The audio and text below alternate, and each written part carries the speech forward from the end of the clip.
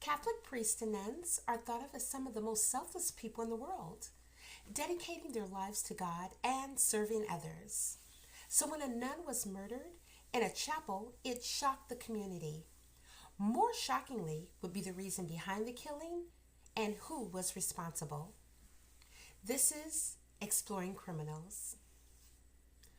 Sister Margaret Ann Pahl was born on April the 6th, 1908 in Edgerton, Ohio, and she was the fourth of 9 children. Her family owned a farm where they grew wheat, corn, and raised cows. Margaret did know from a young age, her sister says, that she wanted to become a nun. So in 1927, at the young age of 19, she joined the Sisters of Mercy of Our Lady of Pines in Fremont, Ohio. She was aiming to help the poor, especially women and children, by opening hospitals where nuns worked as nurses. Now, Sister Margaret worked at various hospitals, advancing in position, and by the time she turned 41, she was nearly running St. Charles Medical Center in Toledo. She spent her free time devoted to the church and visiting her family. And by 1971, at the age of 63, she returned to Mercy Hospital in Toledo, and she was preparing the chapel for Mass. And about that time, she was deciding to kind of slow down her career. Now, in 1980, Easter Sunday fell the day after Sister Margaret's 72nd birthday. So, her birthday was on Holy Saturday. Therefore, there was not a lot of people there. She lived in a dorm on one of the floors of a hospital with numerous other nuns. Now, normally she would go to the chapel early to prepare for Mass, but since there was no early morning Mass on Holy Saturday, she slept in and gathered her supplies and went to make sure there was enough wine and communion wafers. Now, Sister Madeline Marie Gordon was the organist. She knew also that there was not going to be a lot of people there, so she slept in. By the time she got there, she didn't see Sister Margaret. So she went on with her duties, but noticed that one of the pieces of music sheets that she needed was not there. She went to speak to Father Gerald Robinson about it. However, when she knocked, there was no answer. Since she had the key, she opened the door. But what she found shocked her. She found Sister Margaret's body on the floor. She clearly had been stabbed. Her undergarments were pulled up. She was so distraught she ran out screaming. At that time, there were 2 police officers in the cafeteria, so officers were on the scene right away. Detectives were called to investigate what was clearly a homicide involving a possible sexual assault. Now, Sister Margaret had been stabbed 31 times with some form of a knife or something close to it. They weren't sure, but she had stab wounds that resembled an inverted cross on her chest. She also was thought to have been strangled to death before the stabbings, and that was because the lack of blood at the scene, being stabbed over 30 times. They believe she was strangled to death first. Now, the detective interviewed dozens of people, including all the nuns, the assistant chaplain, and the chaplain, Father Gerald Robinson. Now, Father Gerald Robinson was born on April 14th, 1938, in Toledo, Ohio, to a deeply Catholic family.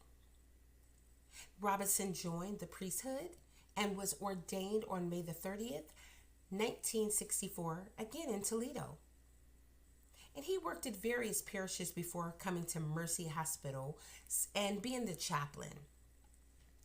On the morning of Sister Margaret's death, Robinson was called to the chapel, but he never arrived. Later, detectives tracked him down and questioned him for 8 hours. He provided several inconsistent accounts and never gave any useful information. Near the end of the 8 hours, he suddenly claimed that someone had confessed to him that they had been the murderer, and then very shortly thereafter admitted, from what he says, that he lied. He said that he was tired and wanted to leave, and he was going to say anything needed to try to get the process done. The next day, detectives searched Robinson's apartment with his permission.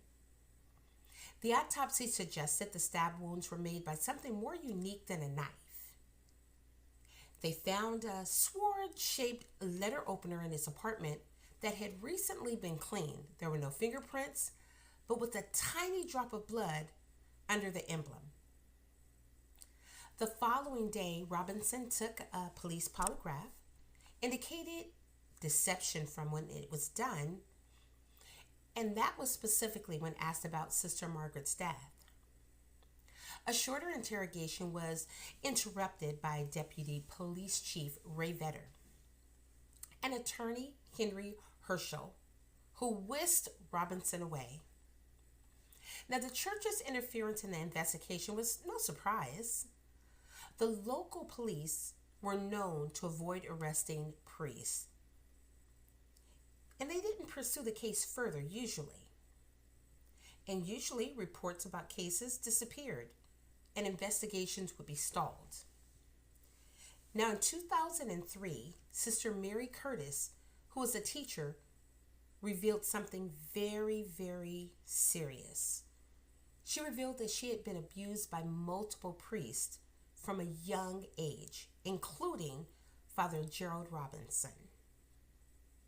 Her allegations included a satanic cult involving priests, a pediatrician, female teachers, and her very own father and grandfather among the people who abused her.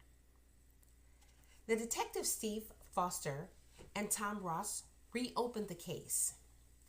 They found the letter opener and an altar cloth with puncture wounds and blood stains.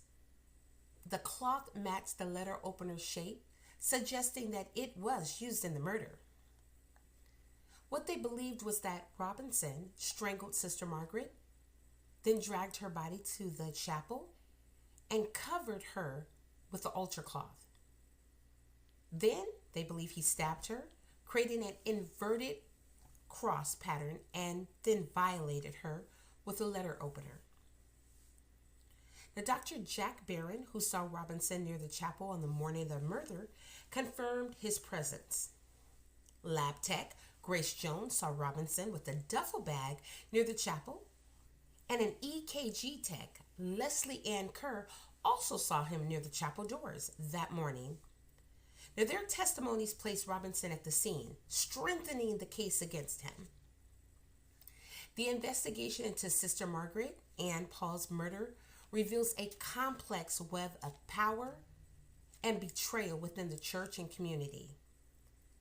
Now, as the trial approaches, the truth about what happened that fateful day in 1980 will finally be brought to light. From the beginning, police suspected Father Robinson of the murder. He was questioned in 1980, but not charged. Detectives say he failed a police polygraph, but Robinson's attorneys claim he passed a private one. The case went cold for over 2 decades until police discovered what they believed was a blood transfer evidence. They say that a dagger-shaped letter opener, which was found in his apartment, owned by Robinson, left a pattern on an altar cloth suggesting it was used to stab Sister Margaret Ann. The stab wounds were so bad they nearly hit bone. Now, after Robinson's arrest in April of 2004, Toledo Police Sergeant Steve Foster said, it's a possible ritual type killing. We have some evidence that indicates some type of ceremony took place. Reaction to Robin's arrest was swift. I quote, "I can't imagine what would possess a priest to do something like that," said Catherine Flagel, Sister Margaret Ann's sister. Some believe the police had the wrong man. Robinson's friend, David Liss, told News 11, "I don't think he did that. It's so out of character of him." Bishop Leonard Blair of Toledo said, "I'm completely shocked and deeply troubled that one of our priests could be accused of such a thing." Robinson spent several days behind bars before his family and supporters posted $400,000 in property bonds for his release. Court hearings and trial dates followed over the next 2 years until the day after Easter was finalized for the jury selection.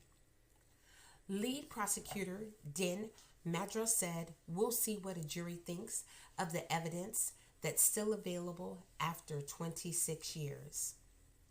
Ultimately, Father Gerald Robinson was tried and found guilty of the murder of Sister Margaret. He was convicted and sentenced to 15 years to life in prison. Not long thereafter, he had a massive heart attack and spent the last of his days in hospice."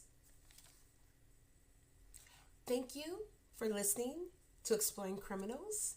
Please like, subscribe, comment below, and let me know of any other topics you want me to discover for you.